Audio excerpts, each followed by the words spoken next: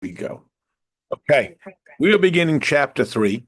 At the end of chapter 2, the Alter Rebbe laid out that everybody has the same essence in their neshama, just like the body is the product of the same act of conception, whether it's the most sophisticated part of the body, like the brain, or the least sophisticated part of the body, like the fingernails. It all originates from the same origin. So too, every person has every Jew's neshama comes from that same origin. Ipso facto, we would assume that everybody is the same. But of course, as we experience, everybody is not the same. And that's not just our perception, that is, in fact, the reality that people have different neshamas. So, how do we rectify this idea that everybody comes from the same origin point and yet everybody's neshama is different? And so we did quote the Zohar that says that a person's character is developed by their parents' conduct, which again, we know this as well, that a person who grows up in a nurturing and supportive, loving household is more likely to be sort of what we would call successful than a person who grows up in a harsh and nasty background. Although there are certainly exceptions to that. There are people who grow up in wonderfully loving households like our Avos, and they still have Esav and Yishmael. And there are people who grow up in harsh and unpleasant life circumstances like Rivka Imenu, and they turn out to be great tzaddikim.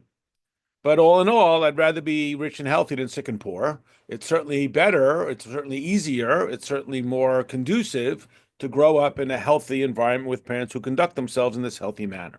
So, how do we rectify all of these concepts? So, we explained a term that we introduced, which we will explore a lot more, not in this chapter, but in later chapters, that what the parents are able to provide is called the levushim, translated as garments. And they're garments because you can take them on and put them off, but they are contoured to your personal, not like the house that just surrounds your whole person, but it is fitted to the individual. And those garments are the modes of expression. Now, it is true, like we described the analogy of the brain matter and the fingernails, that they both originate from the same moment of conception and from the same material of conception, even though they are so vastly different, it's almost unimaginable to say that they are the same. And the same with the greatest tzaddik and the lowliest wicked person. How is it that we could even imagine that they have the same origin point? And as we always emphasize, Tanya is not here just for the academic or scholastic analysis. And again, I'm not belittling that type of exercise, but that is not the mission of Tanya. Tanya is a series of strategies and tactics for how we can have an ongoing and meaningful relationship with Hashem. Not simply that we should say, oh, well, in my depth, I come from the same as you, and I'm like you, and you're like me, and that's it, and just leave it there. Our goal is, so how do we access that? How do we discover this godly quality that is often buried under layers and layers of my simple basic humanity, which my basic humanity is antagonistic towards my godliness. That is the battle between the godly soul and the nefesh habahamis, the animal or animating soul, that says is only interested in what's good for me, what I can taste, touch, and feel. And the godly soul is interested in transcending my physical self. And that's the battle that we are constantly locked into. And the message of Tanya is, how can we access this? So in this chapter, the Alter Rebbe is going to start delving into a little bit of like sort of the anatomy of the soul. And again, not simply for the academic process of understanding how it functions. The goal is, how then do we highlight and access the godly soul? And by understanding the mechanics of how our godly soul operates, and in contrast, how our animal soul operates, we can hopefully have more wins than losses. We can access our godly soul to overcome the impulses of our animating animal soul. Now, back to one of my favorite analogies, which is the chess game. So I'm just going to assume everybody here is basically familiar with chess, but imagine you were explaining chess to someone who was a total novice. You would explain to them that both sides are equally equipped. They all have the same pieces, and this is how the pieces move. So by understanding how you can manipulate the pieces within the rules of chess, you are engaged in a battle for your team to defeat the other team. And just to take my chess analogy one step further, the reminder that the ultimate goal of chess is to serve the king. No piece is more valuable than the king. Even though some of the pieces can move in greater steps, they are all designed only for one objective, to serve the king. Because if we don't say, well, whoever has more pieces at the end wins the game. The one who wins the game is the one who protects his king. And even if the other one has more pieces, if he doesn't protect his king, he has lost the game. And again, not to go too far down the path of this analogy with chess, part of the lesson is our mission here is to be in the service of Hashem. And sometimes we could be distracted. That's the animal soul. And it doesn't think about protecting the king. Instead, it thinks about its own glory and moving around the board, again, just to borrow that analogy a little further. And by doing so, the king becomes vulnerable to being captured by the opponent because he's not paying attention to the king. And he needs to be attentive to protecting the king. So, in our lesson about chess, I have to explain what all the pieces are. And if we don't understand the pieces and we don't understand how the pieces interact with each other, we are not going to be able to fully exercise them and utilize them in the service of our mission, which is, again, to protect the king. So, in this chapter, we are going to be introducing and speaking in great detail about a term called the spheros. Now, the word spheros is important to just the word itself. It communicates its message, which is, I guess, sort of obvious. Hopefully, that's what all words do. But the root of the word spheros is the word for sapir, which means to be bright and brilliant. Some suggest maybe it's related to the sapphire. I don't know enough about gemology to know whether it's more of that or another, but that's the idea, that it brings clarity. It is also the word for a sipor, which is a story. And again, the goal of a story is to tell you something that you don't already know. And it is also the word for numbers. I mean, you may recognize Sfiras HaOmer. And during the Omer, we count, and we also talk about the Spheros. So again, the numbers are very definitive. 3 has to be 3. It's not kind of, sort of, maybe. Numbers are absolutely definitive. And there's an absolute definitiveness to the Spheros. Now, all of that is said, and I like this phrase, sort of like with the wink, wink, where we understand that we are trying to describe Hashem and acknowledging the oxymoronic nature of this statement. The basic definition of Hashem is that you can't define him. Hashem is infinite, and yet included within that is Hashem must also be finite. Well, that doesn't make any sense, right? Because if we were to say that Hashem is not finite, then we would be putting a limitation on Hashem. And again, I understand that this sounds like wordplay and sort of a riddle, but it's an important idea. To say that God is not in this physical room is to put a limitation on Hashem. So Hashem is both infinite and finite. And this is a concept that already is mentioned in the Gemara. We'll see it later on in a couple of chapters. I think maybe it's chapter 5. I'm bad at that. Where the Gemara says that in the place that you find the infinity of Hashem, there you will find him in his humility. He will be in the smallest, just like a parent is not a great parent just because they have many children. They're the great parent because they're there with the child when he has the stomach flu, not just when he marches down the aisle with a diploma from a great accomplishment, but he is engaged with the child in the child's most childish and childlike of characteristics and behaviors. This type of full-on and complete investment of the infinity in the finity. And the spheros become a mechanism for us to be able to have some degree of understanding. To use a simple analogy, and maybe we've all done this, people who do math like in this sort of air quote process, because we're trying to get some sort of visualization. So if I tell you infinite, again, as we've talked about, infinite, it makes God so irrelevant. I can't relate to that at any level. Okay, I acknowledge it, but it's like galaxies upon galaxies. It's meaningless to me. So we have spheros, circles, like the word a sphere, these little circles. Now we recognize that, of course, these circles are a little bit only a functional tool, because behind the circle, if you remember from the last time we did this with the stencil, behind is infinite. It's just a circle. It's a circle. Like, and again, just for those who weren't here then, if you imagine a stencil, if I have a black piece of paper and I overlay a stencil on the other side of the equation, they see the cutout of an olive. But on this side, it's just the same infinite that it always was. So the spheroids do not genuinely limit Hashem. They become an access point for us to have some degree of understanding of the infinity of Hashem. Now, the original spheroids, so to speak, are the 6 days and the seventh day of Shabbos of creation. We're all familiar with this discussion. Does Hashem create the world in 6 days? Maybe it's many, many years. Pirkei Avos says, well, God could create the whole world in one statement. Why does he need 6 days and 10 statements?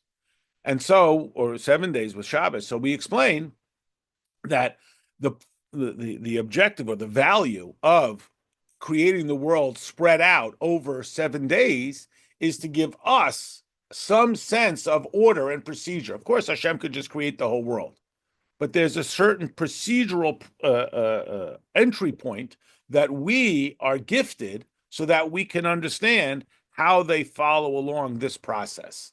And this is replicated time and time again because it becomes the platform upon which the entire world, and by extension, us who are a sort of microcosm of the world, that we function. So back into the concept here, again, always remember, we're dealing with the battle between the godly, which is about what's in it for Hashem, what am I here to serve, how do I transcend, and the animating or animal or human side, which says, what's in it for me at some level, is how is this going to benefit me? And our mission is that our godly soul should rise up and direct our humanity to be in the service of Hashem. And of course, our animal soul is saying, well, God is useful because how it serves me, gives me meaning and purpose and so on, which I'm not against those things. But then when one day something comes up and I'd rather do that than the godly thing, then if the godly thing is only here to serve me, then I'm going to engage in this other behavior because the arbiter of my behavior is some form of what I like and what's in it for me.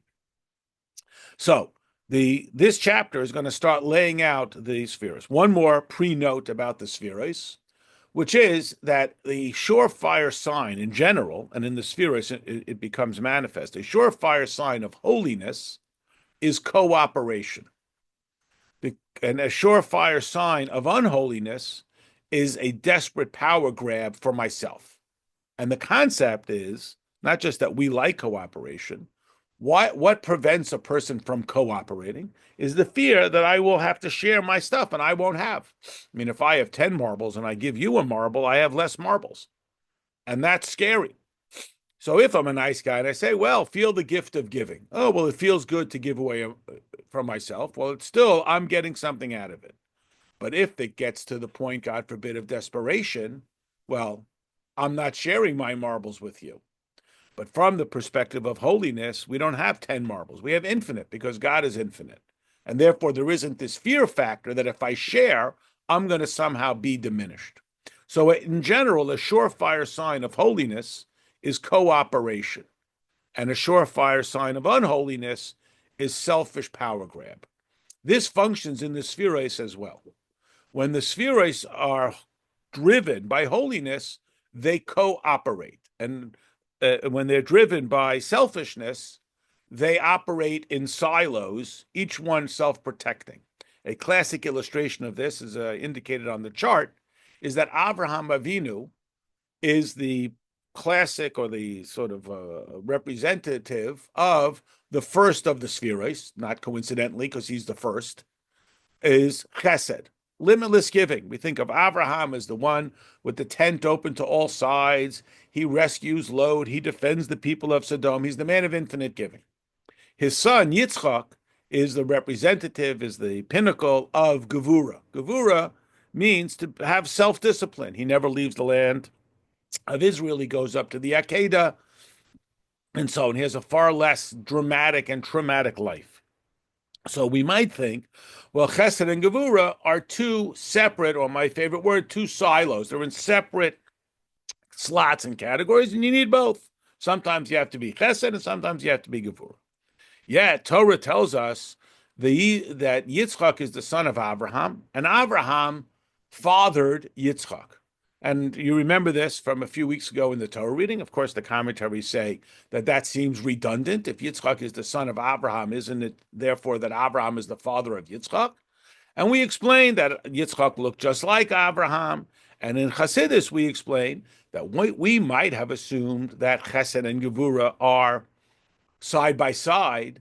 And here, when they are holy, holy Chesed produces holy Gevura. Even though Chesed and Gevura seem to be somewhat at odds with each other, they seem to be somewhat combative, and yet Chesed, that is godly Chesed, produces Gevura, and Gevura, that is godly Gevura, comes from Chesed. Now, in contrast, Abraham has a son Yishmael, who he has to send away. And Yishmael represents Chesed gone awry, Chesed of the other team, which is limitlessness, which we might call, I know the word Chesed, we are so trained that it means kindness, although even in Torah, the word Chesed can mean loose, as in immoral, as in no boundaries. So the word Chesed, again, if you plug it into your translation, and everybody has a Chesed fund and a Chesed, even the word Chesed itself, not just how we use it, can be distorted and can become lust and immorality and looseness and non organized and so on, etc. So that's Yishmael. And then Gevura, gone amok, gone awry, is just harsh. It's just like being mean. And that's Esav. I'm stronger than you, and therefore I am withholding. It's not sharing, and so on. So again, a surefire sign of holiness in the spheros is their cooperation. Abraham, Chesed, fathers, Yitzchak, Gevura, and that Gevura sees itself as the product of Chesed. Unholiness is off on its own. Yishmael off on his own. Esav off on his own. My way or the highway kind of thing. Non-cooperativeness. So the spheros are amoral, not immoral. They're amoral. They don't have a morality. It's like a tool. Is a pen a moral or immoral object? It's a trick question. It's not the pen. It's what you do with it. When the snake says to Chava, the tree is good, it's a trick. Trees can't be good. They can be tall, they can be strong, they can produce good fruit, but they cannot be moral. They are inanimate objects that we act upon. I may not like it when the raccoon picks through the garbage, but that's what raccoons do. It's not that they are evil. That is our capacity to not just act out of instinct, to act out of a divinely driven character trait to overcome our animalistic traits. And the spheros become the mechanism through which we direct them. So the spheros are entry points for us to have a capacity to direct, and I'll use the word control, our neshama. And it exists on the godly side and it exists on the oppositional animal side. Okay, sorry for the long introduction, but here we go. As you'll note here, in the beginning of the chapter, we had in the last chapter, we don't have it in every chapter. It begins with the letter Vav. V'hine. Now, the letter Vav, in English, we're always taught to not begin a sentence with the word and. But in Torah, if you look in the Chumash, a way disproportionate number of psukim begin with the letter Vav. And the idea being that this is a continuation. When we'll find a chapter that does not begin with the letter Vav, that's an indication that it's a little bit of a newer idea. It's a little bit of an introduction of a new idea. So we are continuing from the previous idea, which was, again, that every neshama originates in the same intensity, whether it's a neshama of Moshe Rabbeinu or of the most easily distracted of people. And then it becomes developed and manifest through the parents, through its life experience, through its efforts, and so on. So Moshe Rabbeinu doesn't have a, quote, better essential neshama, but his neshama may be more predisposed towards sensitivity to holiness than someone else's neshama. That is true. So again, we've always played this balance, as you recall, that one group of people who were not so down with Tanya initially, 250 years ago, were the scholars who felt that way. Maybe you're diminishing the scholars. And another side that was not so down with it were some of the simple people, because it was like, well, you don't expect me to do this, right? This is for holy people. You don't expect me to do all this. This is for other people. They have good neshamas. I'm a lowly guy. And that's very humble and it's wonderful, but it also becomes a little bit of excuse making. I'm not holy. I'll sit in the back and don't expect much from me, because again, if I keep the expectations low, I can get away with it. And the Alter Rebbe was like, "Nuh-uh, buddy. I know that your parents were not the tzaddik into this, and you grew up but you haven't that neshama that comes from Hashem. There's something expected of you, just like there's something expected from Moshe Rabbeinu." And people are like, "Well, what do you mean? Well, there goes my perfect excuse for doing nothing." So the Vav connects us to that idea. Everyone, even guys says, "Oh, I don't have that kind of neshama. I don't have a godly soul. My animal soul is worse than anybody else's animal soul." And of course, we have many, many stories in the Torah and in the Talmud of people who had raging animal souls who became great tzaddikim. You got a tremendous animal soul, that means you got a tremendous godly soul. And no excuses to say, "Well, I can't help myself." That's one of the core messages of Tanya. No such thing as I couldn't help myself. How do I help myself? Okay, here we go. Kol bechinas umadregas. Every bechina and madrega. Now, these are two words. Bechina, again, commonly translated as level, stage, something like that. And madrega also level, stage. I mean, the word madrega, like in steps, I mean, it's just a basic word. A bechina is often a test, because we want to be boichin. We want to determine what your level is. So what is the difference between bechina and madrega? These are two words, and two words, Alter Rebbe is not getting paid by the word here, so there's got to be a difference between them. So we explain that bechina is a little bit more rounded. It's a little less precise, like my example with a test, right? The teacher gives a test. Does that mean this student is an 84 student? Maybe they're an 83 and a half student, maybe, right? It's a basic indicator. It's a way to get a grasp on this student's general accomplishment. A madrega is far more definitive. And again, every neshama, whatever its bechina umadrega is, and again, in its origin, it's all the same. But am I like a brain neshama that's so intuitively sensitive to godliness? Or I'm a fingernail neshama that's very insensitive to godliness? Probably I'm neither one of those extremes. I'm somewhere along the process.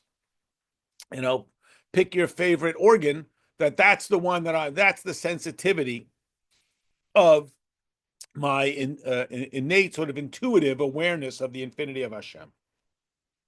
So everyone, and again, no excuse. Nefesh, Ruach, and Neshama. Now, this is three words that we talked about in the last chapter. I hopefully everybody remembers them. Just a quick review. When we talk about, quote, the Neshama, we use that term rather generically, but in the Kabbalistic writings incorporated here in Tanya, there are 5 stages within that neshama, 5 shades within it. And again, these aren't rigid, hard breakdowns. The spheres get a little bit more.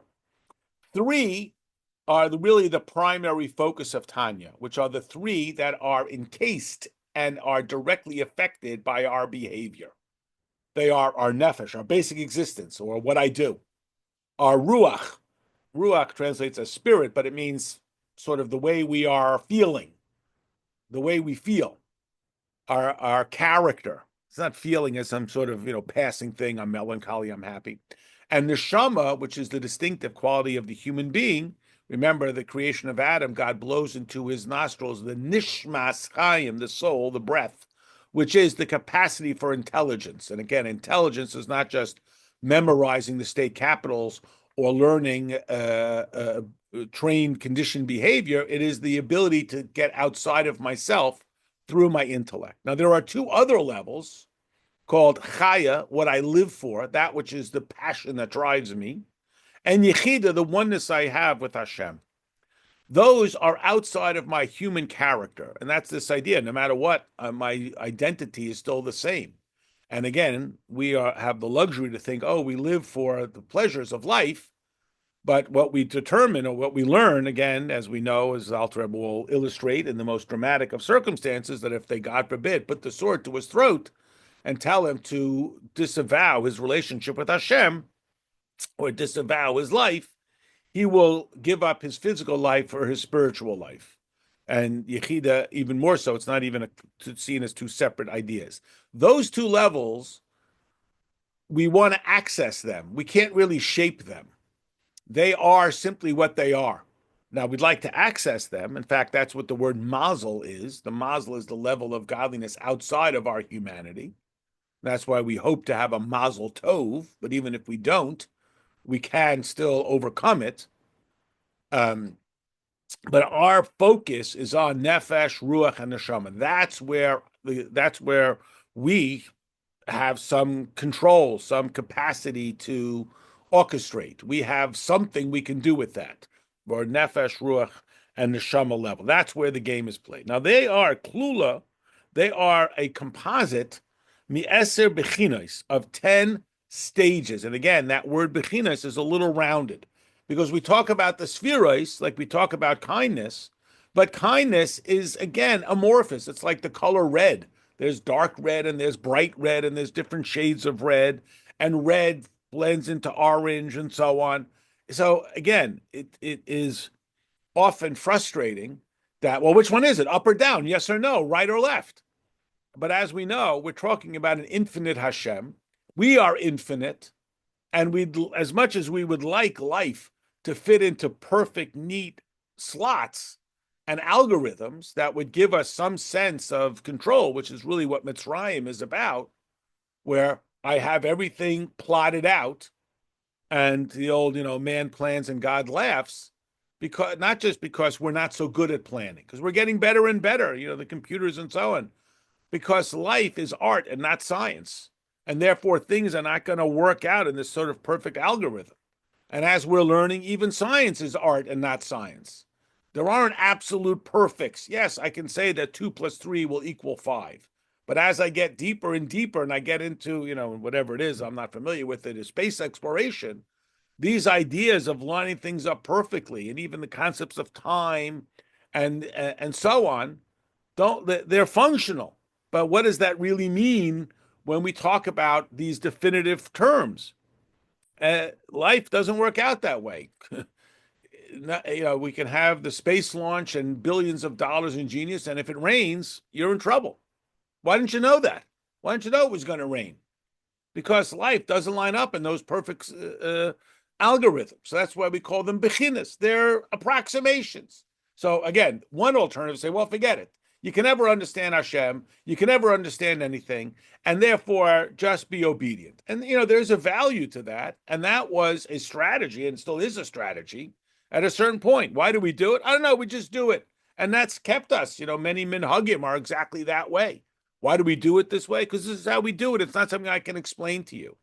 And this is why we have to be cautious not to make intelligence that makes sense into a kind of idolatry where that becomes the determinant of our behavior.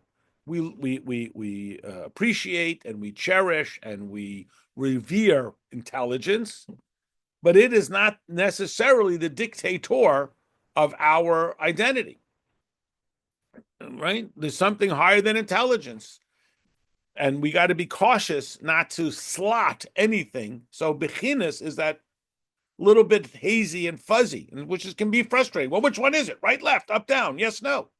But again, as we know just from living life, life is rarely that way. We can function that way, but it's rarely, in fact, that way. So we continue, we say that there are 10. Why 10? Why isn't it 11? Right, at some point, we've got to come up with somewhat of a system. Now, these 10, you will all recognize, we divide into two basic groups, and this is on the chart. If it's easier for people, I can put it up on the screen. I don't know if it is or it isn't, but we got 3 of the intellect, Chachma, Bina, and Das, Chabad, and 7 of the character, which are derived from a pasuk in Divrei Hayamim. It's incorporated in the daily davening. We also say it when we take out the Torah. L'cha Hashem hagedula v'hagevura v'atiferes v'hanetzach, and so on. Again, we say it every day in davening, and we also say it when we take out the Torah. And we ascribe to Hashem 7 character traits. Now that's where we're going to focus. Ultimately, the Chachma Bina Das, which are the intellect in the head, just like the body of a human being, the head is higher than the heart, than the lower parts of the body. And this becomes the model where we want the intellect, which again is not how many pages of the Talmud I know, but my ability to get outside of myself, to absorb it to such an intense degree that I can communicate it to my character and ultimately my behavior. Think it, feel it, do it. We're going to get there. But our focus for this part of the chapter is on the spheros, the 7 spheros. And again, it's not a random number. It's derived from this pasuk, from Divrei Hayamim, and it becomes a model, of course, 7 days of creation, 7 years of Shemitah, etc. And as we have talked about, they are doubled. There's a positive side and there's a negative side. So chesed in the positive side is I show kindness to people. Chesed in the negative side is I have no boundaries. I give the kid 100 lollipops, let him run in the street, and so on. Gevura in the positive side is I'm reliable, I'm particular, I'm meticulous. You want your engineer to be Gevura. Gevura on the negative side is I'm just mean. I'm stronger than you, and I'm going to tell you what to do. It's just a power play, and so on. Another point which we're going to come to, and just while we have it up on the chart, if you can use your imagination and see these in 2 inverted triangles, the right side is chesed, the left side directly across from it, though not oppositional, though it can be, but it doesn't have to be, it can be cooperative, is gevura, and they join together in tiferes. But it's a little lower because they have to tone down the chesed and tone down the gevura and join together in tiferes. And then there's a next stage underneath them, which again, think about it as inverted triangles. The right side is netzach, which is stick-to-itness, endurance, and so on. And Yosef is the classic illustration of that. Under all these circumstances, he remains Yosef HaTzadik. When he's with his brothers who don't like him, when he's sold into the dungeons, when he's in the palace, he is Yosef under all circumstances. Nothing is going to stop him, which is a derivative of chesed, no limits. On the left side of tier 2, on the triangle is Hod.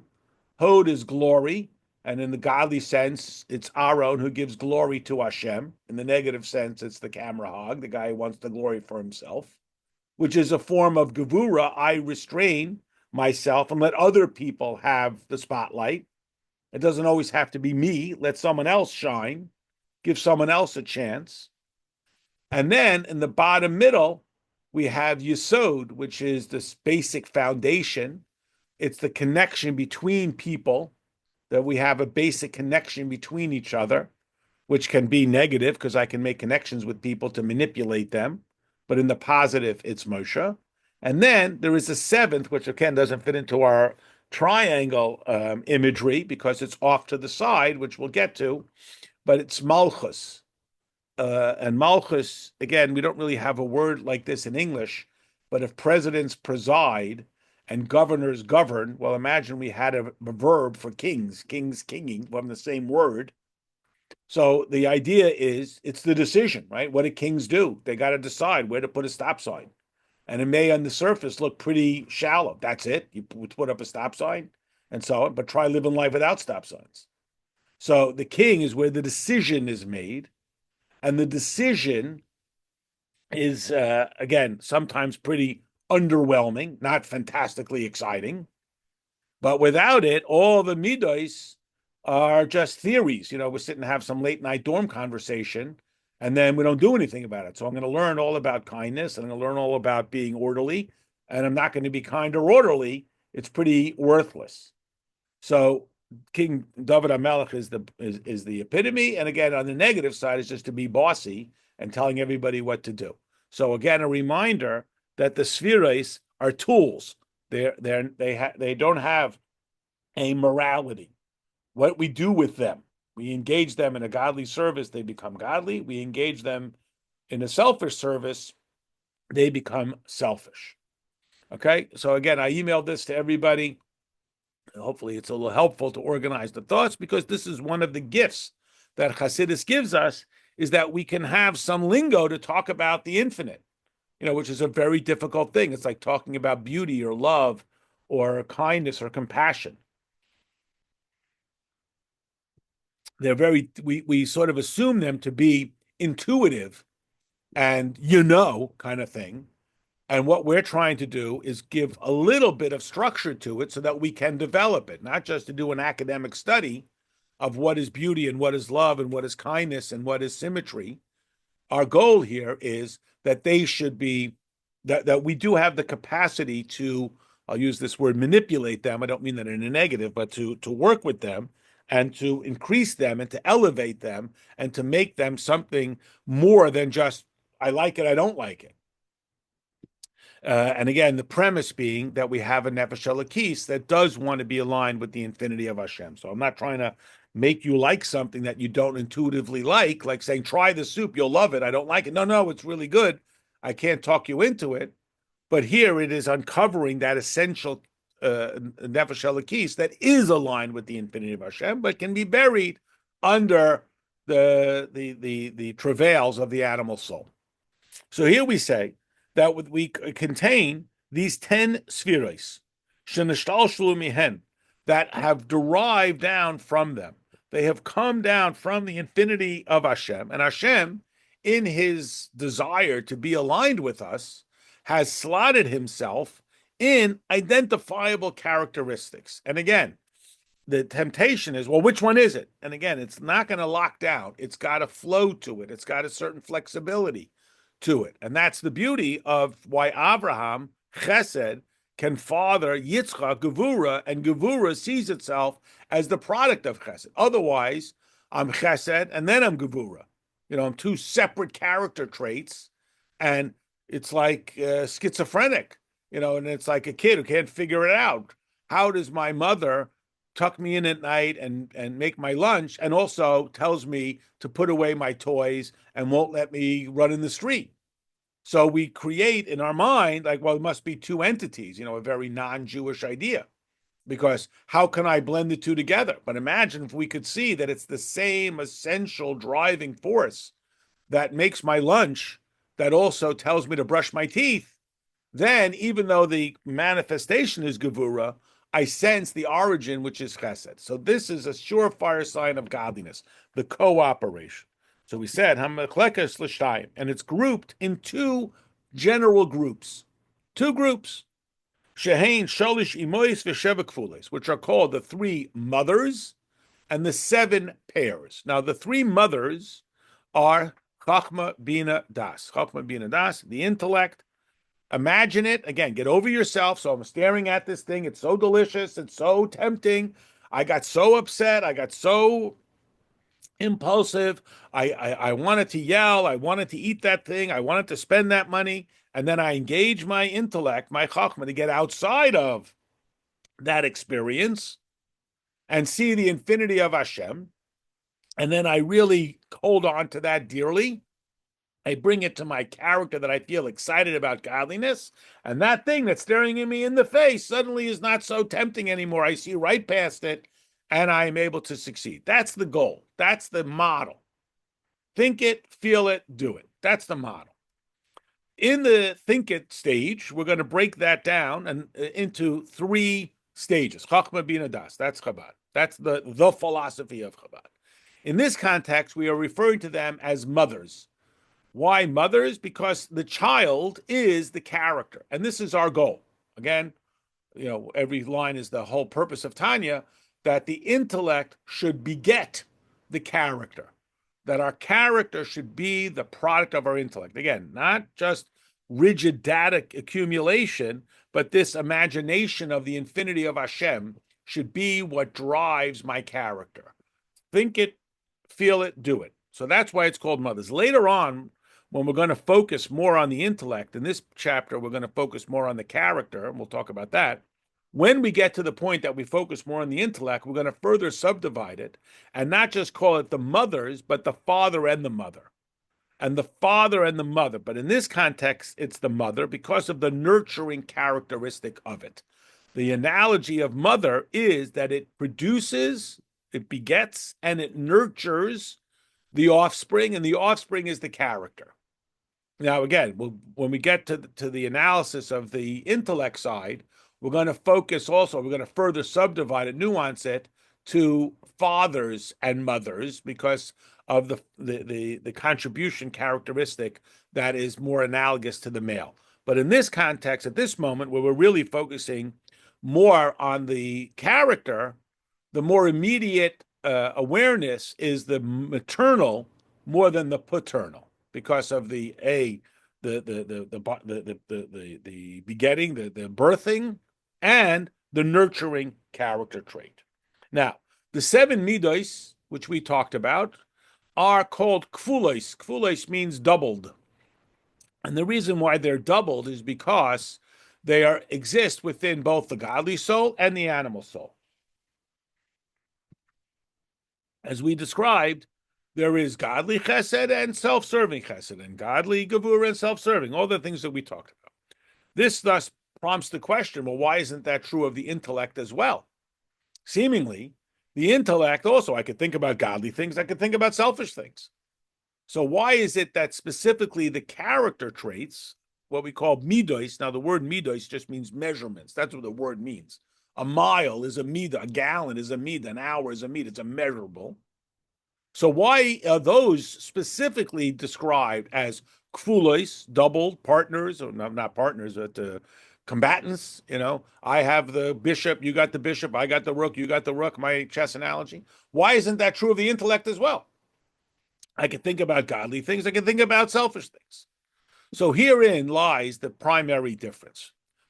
At one level, there really can't almost be chachma of the animal soul because the character of chachma is the ability to get over myself.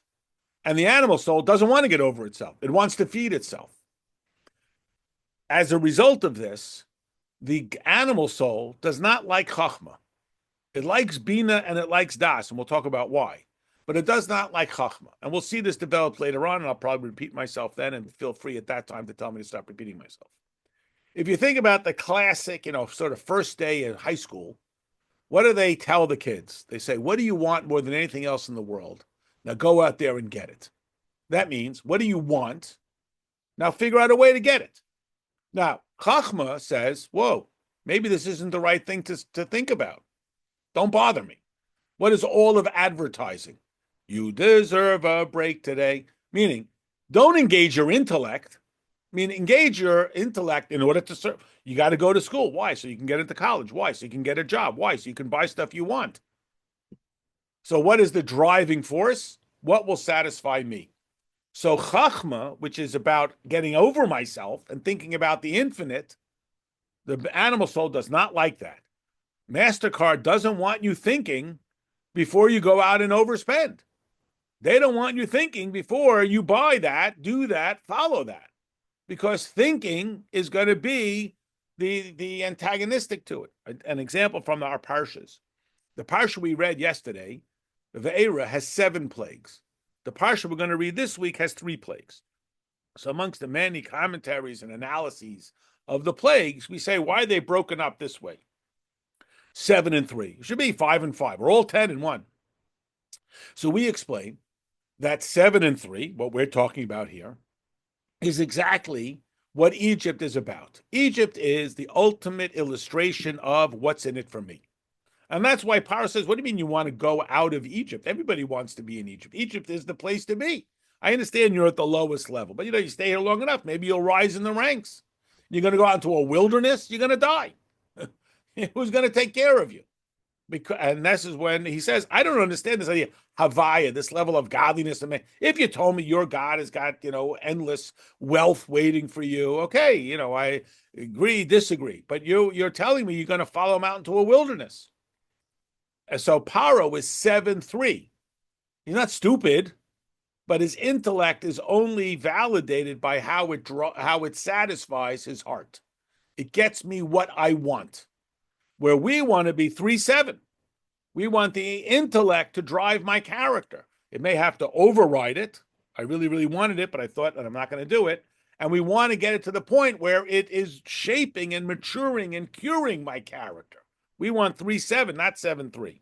So the plagues are 7-3 because it's designed to break away at that hard shell of Egypt to reveal the godliness. So we got to attack the 7 and then the 3.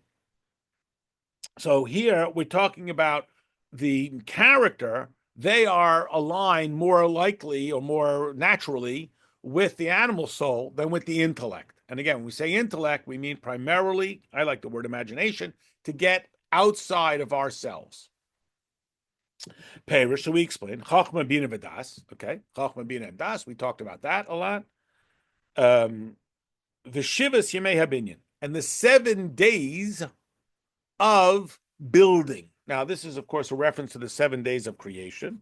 Why the 7 days of creation become the model? Why do we say that? Just say the 7 midos. You don't have to be sort of witty to say the 7. Because the idea is that the whole world is created on this premise. Meaning, it's like what comes after 7 is 1. The number after 7 is 1. 7 days of creation, the next day is day 1. 7 years of Shemitah, the next year is year 1. 7 primary midos, 7 primary musical notes, 7 primary colors. The whole world is created on the premise, on the platform of 7. Because it's a repeating cycle. Yaakov works 7 years, marries Leah, 7 years, marries Rachel, and then 6 years, and I got to get out of here because I don't want this endless repeating cycle. So 7 is the cycle. So it's not just a witticism to say. This is indicated, and we see it even in the creation itself. The first day, God creates light. Light is comparable to chesed in that it lights up the whole room.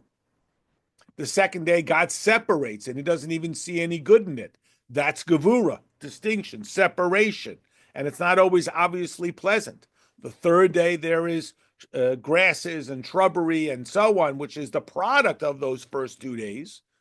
You had to have the separation in order to have foliage. That's the third character trait, the harmony between the limitless and the orderly. So everything is on this premise. It's not a coincidence. Why are there 7 primary colors and musical notes? It's because God created the world on a premise of 7, which itself is odd because there's no phenomena in nature that dictates a week. The sun and the moon orchestrate the day, sun up, sun down, the month, the cycles of the moon, and the year, the sun and the earth. There's no phenomena in nature that dictates a week. It's purely a divine contribution. That's the holiness of Shabbos and so on. And the Alter Rebbe lists Chesed, Gvura, Tiferes, Chulu. Now, we know that there are 7. So if you're going to say 7, say 7. If you're going to list them all. Now, here is another good little rule of thumb. You see here, after the Alter Rebbe in the Hebrew writes Chesed, Gevura, Tiferes, he then writes Chulu. It doesn't even spell it out. Chav, Vav, and a little slash. That's an abbreviated form of the word Chulu. Sometimes you'll note that the Alter Rebbe writes Vichulu with a Vav prefix. Now, this doesn't translate in English very well. It is essentially the word etc. and the rest of it. I don't know exactly what the origin of the word etc. is, but in Hebrew, the word chulu means the rest of it. Sometimes it says vichulu with a vav. Sometimes it says, as it does here, chulu, or again, it's just abbreviated chav vav with a slash. And again, both of them mean etc. The difference is, and we'll note this as we go through Tanya, and it illustrates how precise the Alter Rebbe was in every letter. When it says vichulu, it means look at what else is coming here. We're not going to quote the whole thing, but what it is crucial to the understanding. When it says chulu, it means it's not as crucial. It's necessary. It's meaningful. That's why he even alludes to it with an etc., but it's less so.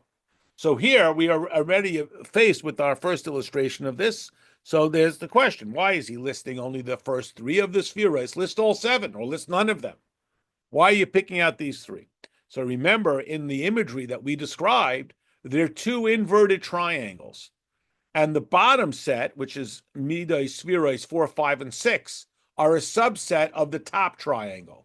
Netzach, which means endurance, stick-to-itness, don't give up, is a subset of chesed, limitlessness. Hod, which means I restrain myself for the glory of Hashem, is a subset of gevura. And Yesod, which is the basic connection I have with people, is a subset of, Tiferes, which is the capacity to blend seemingly opposites or certainly different ones. And again, our focus is top down here, right? Because the goal of the godly soul, or the mechanism for activating the godly soul, is think it, feel it, do it. So we're going to focus on the intellect. If we can get the intellect to tier one of the character, chesed, gevura, and tiferes, which are enunciated here, the rest will follow sort of effortlessly. They will follow certainly. And therefore, the Alter Rebbe is going to focus here on the midos more than on the intellect, though we'll get to that, of course, as well. And primarily on those top tier midos, chesed, gevura, and tiferes, on the strategy that the remaining spheros will automatically carry out. They will automatically manifest as a consequence thereof. So too within the person, that is, the whole world is created this way, and we are created this way. We are, again, very roughly, and it's not a rigid character trait. And again, if as we've talked about, Tanya is a very difficult study if you're accustomed to yes, no, up, down, right, left, kosher, not kosher, permitted, prohibited, which is a lot of Yiddishkeit and a lot of life. And again, life, though, as we know it just from our own experience, is a lot more art than it is science. And it's frustrating sometimes. Well, which one is it? Well, what do I got to do just to make sure I get the consequence I want? And, people get rich selling you guarantees. What happens when it blows up? Well, unforeseen. Oops. Again, seemed like a good idea at the time. And I'm not just being sarcastic. That's how we have to live. We have to make decisions. How do I know my decision is absolutely true? Do the best you can. Speak to mashpiyim and so on. Take your best shot. Do the best you can. We're all going to have to make these decisions in life. Paper, plastic, cash, credit. How do you know? It's it's not random, but it's not an absolute. I know a guy and he was healthy and ate gluten-free and so on, and this guy smoked till 104 and so on. Okay. So the Alter Rebbe says, "Haseichel k'hei l'chacham v'das." That seichel is, again, these three stages.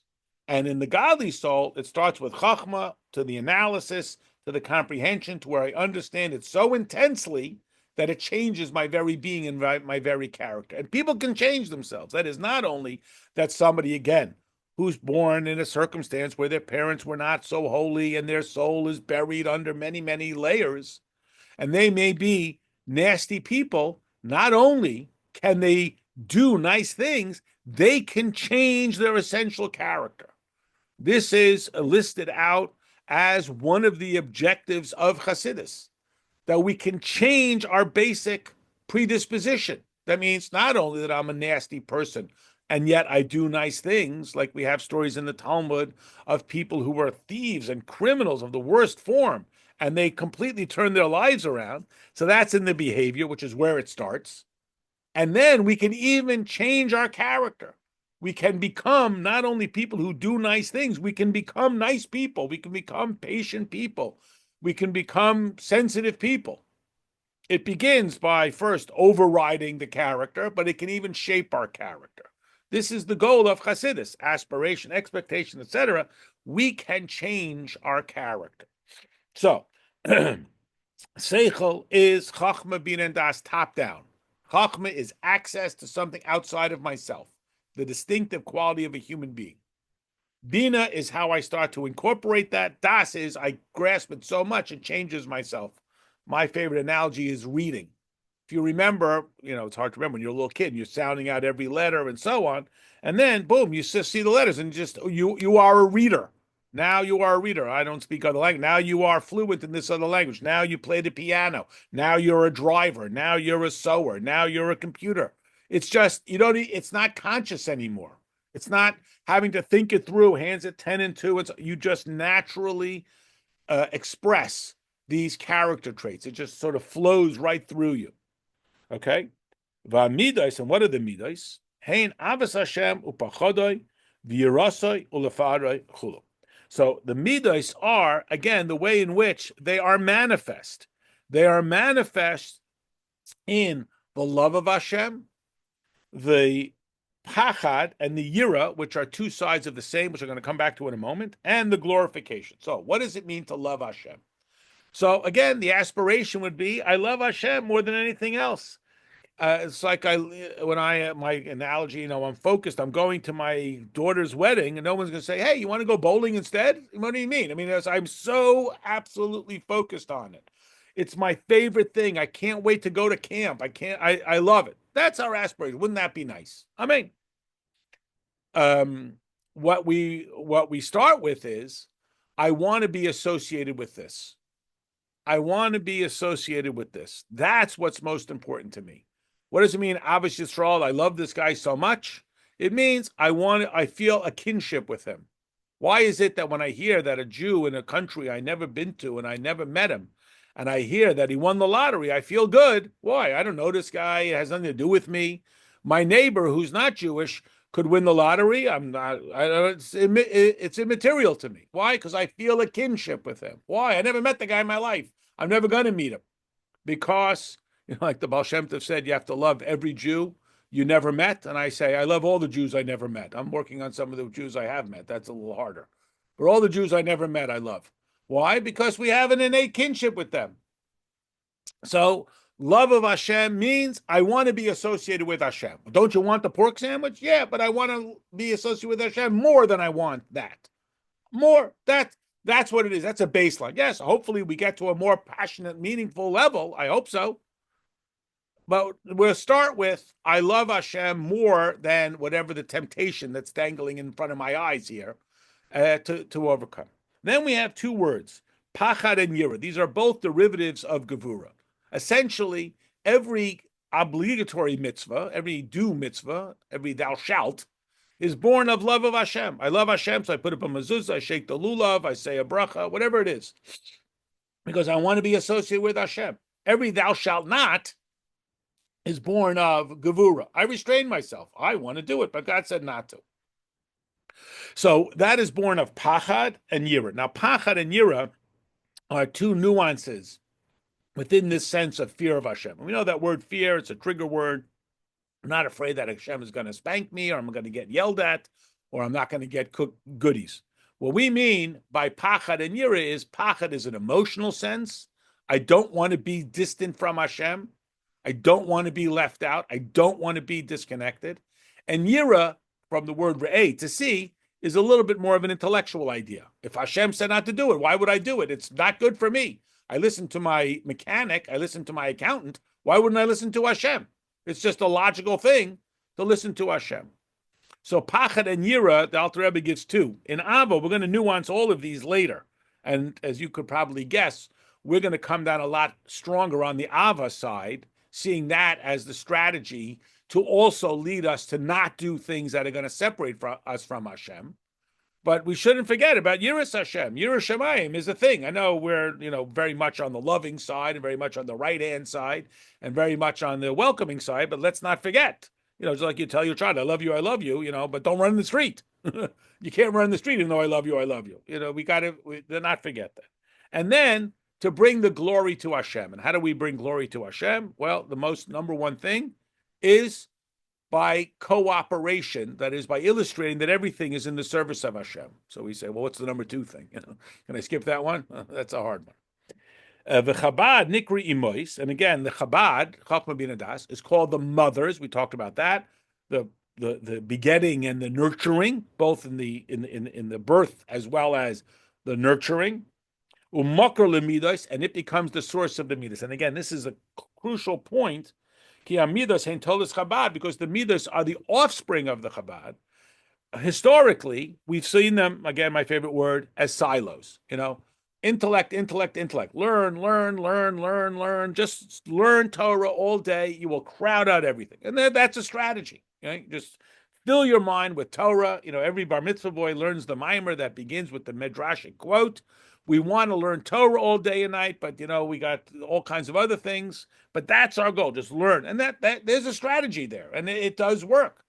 And then there was a strategy: how am I going to just be joyous and celebrate and dance and so on? And that's a strategy too, and it does have its place. It's not without, but the two are separate.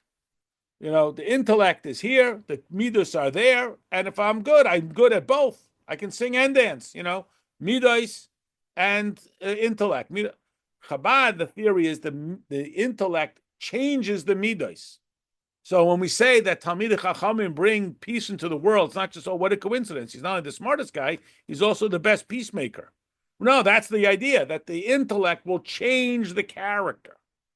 Mind will rule. It may have to overrule at first, but hopefully it will mature the heart. Mind rules the heart. The seichel rules and shapes the midas. The end.